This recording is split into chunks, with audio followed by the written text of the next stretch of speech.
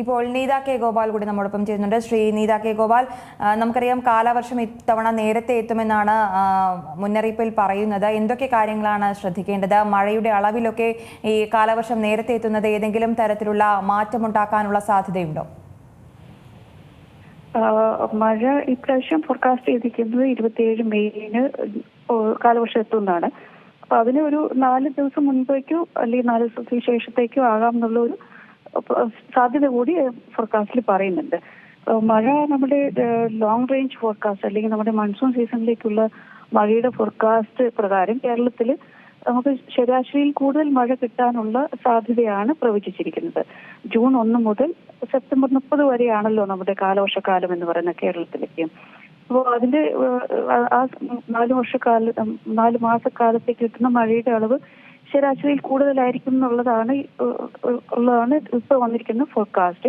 അപ്പോൾ ഇന്നിപ്പോ നമ്മൾ നോക്കിയാൽ നമുക്ക് വേനൽ മഴ സാധാരണയിൽ കൂടുതൽ കഴിഞ്ഞ വർഷത്തെ അപേക്ഷിച്ച് സാധാരണയിൽ കൂടുതൽ അല്ലെങ്കിൽ ശരാശരിയിൽ കൂടുതൽ കിട്ടിയിട്ടുണ്ട്. പല പ്രദേശങ്ങളിലും ഈ ഗ്രൗണ്ട് വാട്ടർ ലെവലൊക്കെ ഒരുവിധമൊക്കെ വന്നിട്ടുണ്ട്. പല സ്ഥലങ്ങളിൽ ഉറവ് പൊട്ടിയിട്ടുണ്ട്. അതുപോലെ മണ്ണിന്റെ ഈ ജലം കൊണ്ടുള്ള സാച്ചുറേഷൻ ലെവലിലൊക്കെ എത്തിയിട്ടൊക്കെ ഉണ്ട്. അപ്പൊ അതുകൊണ്ട് തന്നെ ഈ മഴക്കാലം തുടങ്ങിക്കഴിഞ്ഞാൽ ഈ ഗ്രൗണ്ട് വാട്ടർ റീചാർജിലേക്ക് പോവാൻ ഓൾറെഡി സാച്ചുറേറ്റഡ് ലെവലിലൊക്കെ ആയതുകൊണ്ട് കാലവർഷകാലത്ത് പെയ്യുന്ന മഴ തുടക്കം മുതലേ തന്നെ അതൊരു പക്ഷേ ഈ റൺ ഓഫ് അല്ലെങ്കിൽ ഒഴുകി പോകാനുള്ള ഒരു സാധ്യതയാണ്. ജലസംഭരണിയിലേക്കോ ഒക്കെ ഒഴുകി പോകാനുള്ള സാധ്യതയാണ് കൂടുതൽ. അപ്പൊ മണ്ണിലേക്ക് ശേഖരിക്കപ്പെടുന്ന വെള്ളത്തിന്റെ അളവ് ഒരു പക്ഷേ കുറവായിരിക്കും. കാരണം ഓൾറെഡി മണ്ണിലേക്ക് ഒത്തിരി വെള്ളം സംഭരിക്കപ്പെട്ടിട്ടുണ്ട് നമ്മുടെ ഈ വേനൽ മഴ കൊണ്ട്. അപ്പൊ അതുകൊണ്ട് തന്നെ ഈ നദികളും കുളങ്ങളും ഒക്കെ മഴക്കാലത്തിന്റെ ആദ്യ ഭാഗത്ത് തന്നെ നിറയാനും കവിഞ്ഞൊഴുകാനും ഒക്കെ ഉള്ള സാധ്യത മഴ നല്ലപോലെ കിട്ടുവാണെങ്കിൽ ഉണ്ട്. ഇങ്ങനെയൊരു കാര്യം എല്ലാവരും മനസ്സിൽ കരുതേണ്ടതുണ്ട്. കാരണം കഴിഞ്ഞ വർഷം നമുക്ക് വേനൽ മഴ തീരെ ഉണ്ടായിരുന്നില്ല. അതുകൊണ്ട് തന്നെ കാലവർഷകാലത്തിന്റെ ആദ്യ പകുതിയിൽ പെയ്ത മഴയൊക്കെ പിന്നെ ജൂലൈ മാസത്തിൽ നമുക്ക് കാലവർഷക്കാലത്ത് അധികം മഴ ഉണ്ടായിരുന്നുമില്ല. പിന്നെ ജൂൺ മാസത്തിലായിരുന്നു മഴ ഉണ്ടായിരുന്നത്. അപ്പൊ അതിൽ പെയ്ത മഴയിൽ ഏറിയ പങ്കും ഈ ഗ്രൗണ്ട് വാട്ടർ റീചാർജിലേക്ക് അല്ലെങ്കിൽ മണ്ണിലേക്ക് സംഭരണത്തിലേക്ക് അത് പോകുകയുണ്ടായത്.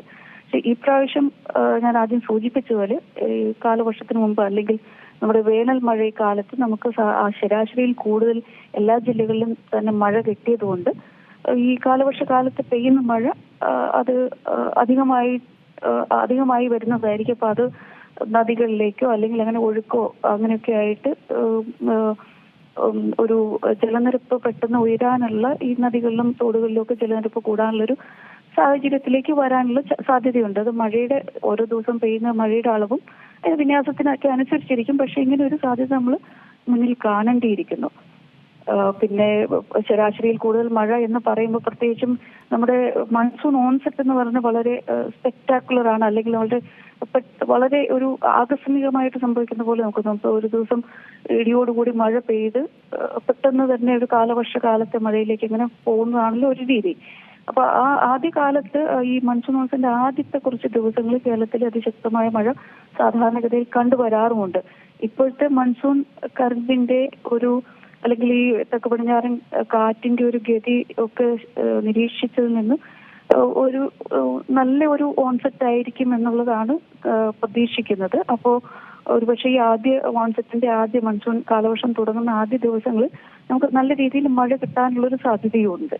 അപ്പൊ ഇത്രയും കാര്യങ്ങളാണ് നമ്മൾ മനസ്സിൽ വിചാരിക്കേണ്ടത്. പിന്നെ കാലാവസ്ഥ വകുപ്പും KSDMAയും എല്ലാ ദിവസങ്ങളിലും തരുന്ന അലേർട്ടുകൾ ശ്രദ്ധയോടെ നോക്കിയിരിക്കേണ്ടതുണ്ട്. കാരണം നമ്മളുടെ കഴിഞ്ഞ വർഷങ്ങളിലെയൊക്കെ അനുഭവം വെച്ചിട്ട് നമുക്ക് കിട്ടുന്ന മഴയുടെ ശക്തി കൂടിയ മഴ കിട്ടുന്ന അളവിനേക്കാളും കൂടുതൽ മഴയുടെ ശക്തി ഒരു മണിക്കൂർ പെയ്യുന്ന മഴയുടെ ശക്തി വളരെ കൂടുതലാണ്. അപ്പൊ അങ്ങനെ ഉണ്ടാകുന്ന മഴ നമുക്ക് പല രീതിയിലുള്ള ബുദ്ധിമുട്ടുകൾ ഉണ്ടാക്കുന്നതായിട്ട് നമ്മൾ കണ്ടിട്ടുമുണ്ട്. അപ്പൊ അതുകൊണ്ട് ഈ ഏതെല്ലാം രീതിയിൽ എന്തെല്ലാം ജാഗ്രതാ നിർദ്ദേശങ്ങൾ തന്നിട്ടുണ്ടോ അതെല്ലാം ശ്രദ്ധാപൂർവ്വം എല്ലാവരും വീക്ഷിക്കണമെന്നും അതിനനുസരിച്ചിട്ട് നമ്മളുടെ ജീവിതക്രമങ്ങൾ നമ്മളുടെ മറ്റു കാര്യങ്ങളും ക്രമപ്പെടുത്തണമെന്നും ഒരു അഭ്യർത്ഥനയുണ്ട്.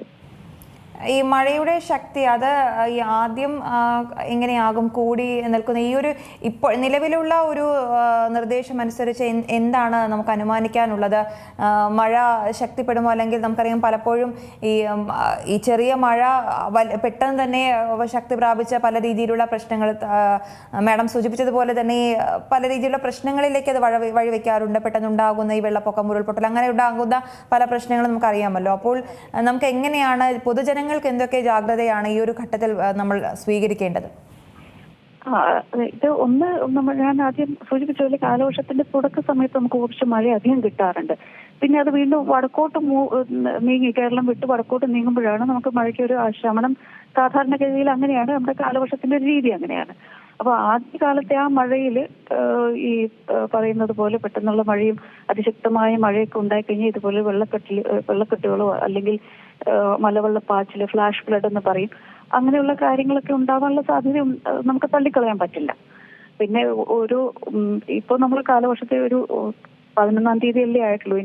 ഇനിയും കുറച്ച് ദിവസങ്ങൾ, ഒരു 2 ആഴ്ചയോളം അപ്പുറത്തേക്കുള്ള കാര്യമാണ് നമ്മൾ പറയുന്നത്. അപ്പോൾ ആ ഇവന്റിനോട് അടുത്ത് വരുമ്പോൾ അല്ലെങ്കിൽ ഓൺസെറ്റിനോട് അടുത്ത് വരുമ്പോഴാണ് ഇത് കൃത്യമായിട്ട് ഇതിന്റെ വിന്യാസം എങ്ങനെ ഇരിക്കും എന്ന് നമുക്ക് പറയാൻ പറ്റുള്ളൂ. സാധാരണഗതിയിൽ മൺസൂൺ ഓൺസെറ്റിന് അല്ലെങ്കിൽ മൺസൂൺ കാലവർഷം കരയിൽ തൊടുന്നതിന്, കേരളത്തിൽ എത്തുന്നതിന് തൊട്ട് മുൻപായിട്ട് ചില